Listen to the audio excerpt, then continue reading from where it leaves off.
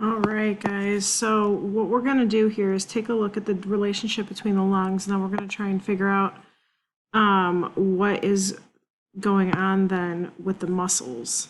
Okay, so first and foremost, you got to kind of take a look at the normal anatomy, your thoracic wall, your parietal versus your visceral pleura, and then of course that space between. All right, so that space between in the pleural cavity, we call the pressure inside the pleural cavity intrapleural pressure. And so you'll notice that that's about 756. All right.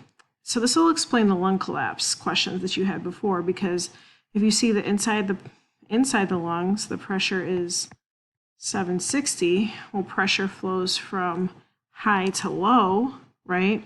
And so this would allow the air to flow out that way, right? But when the lung collapses and you have a hole in this thoracic cavity, now this pressure is going to rise. It's going to go above 760. So let's just say 770, right? And now that pressure is going to push on that lung, causing it to collapse.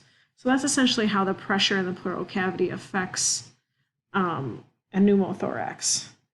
Okay, so not the thoracic cavity, the intrapleural pressure inside the pleural cavity. Okay, so in this instance, the diaphragm is domed, so we know that the lungs, all right, air has just moved out of the lungs, and since it is 760 inside, 760 outside, there's actually no movement of air right now.